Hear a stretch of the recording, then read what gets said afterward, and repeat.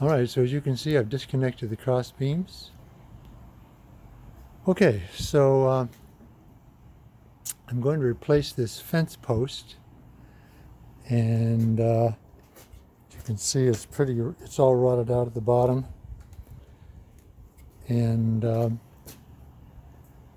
what I've done is I've disconnected the cross beams so that right now it's freestanding, as you can see.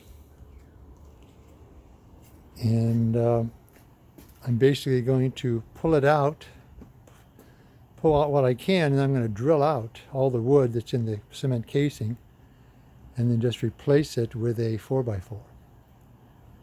So I've done about 5 or 6 of these, and so this time I'm going to pull this out and then I'll drill out the remaining wood from the casing.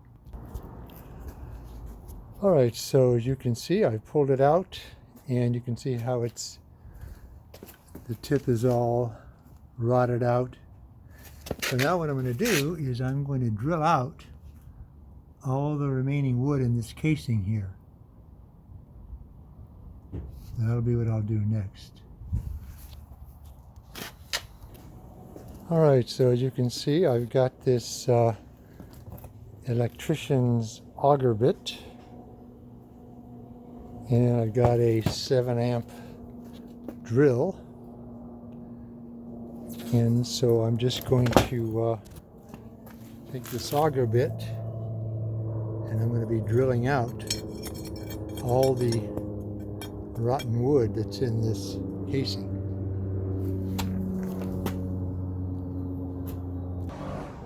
Okay, so as you can see here, I drilled out all the wood that was in the cement casing, and this is where all the work comes in.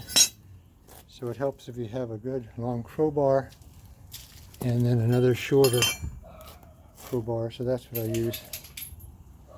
But anyway, as you can see, I'm 16 inches down, and I've made sure that the sides of the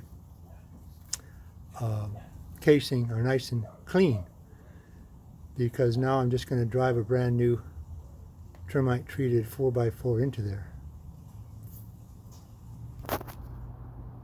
So here's the 4x4 I'm going to put in there. It's 8 feet.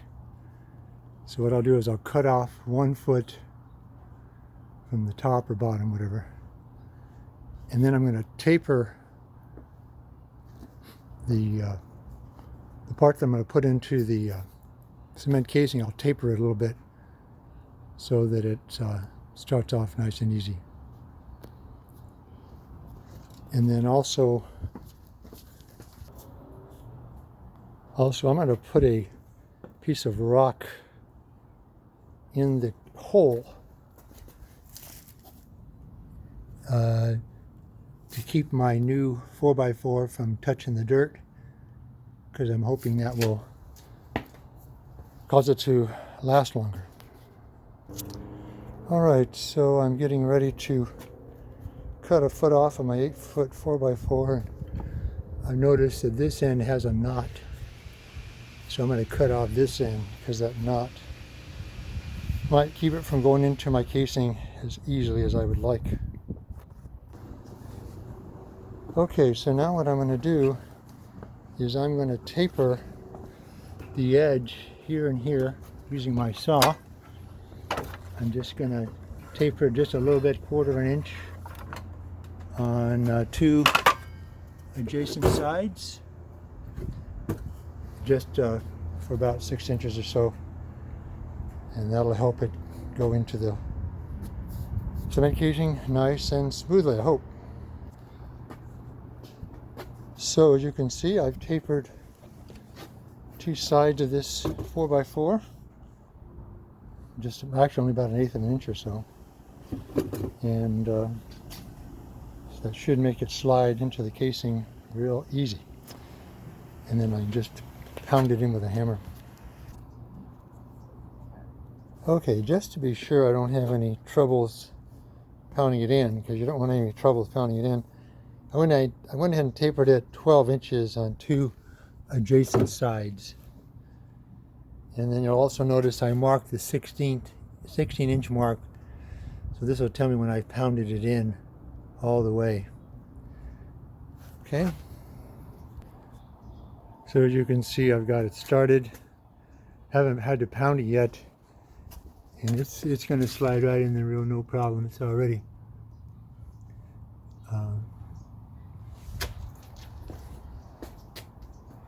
halfway in. So I just got to pound it in with a hammer now. All right, so the new post has been pounded in. There it is. And you can see that it went all the way down to the 16-inch mark. And it's about, I don't know, maybe half an inch shy, but that's because of that rock I put in there. So, anyway, it's definitely in there all the way. And it's nice and solid. So now all I got to do is connect the crossbars, and I'm done.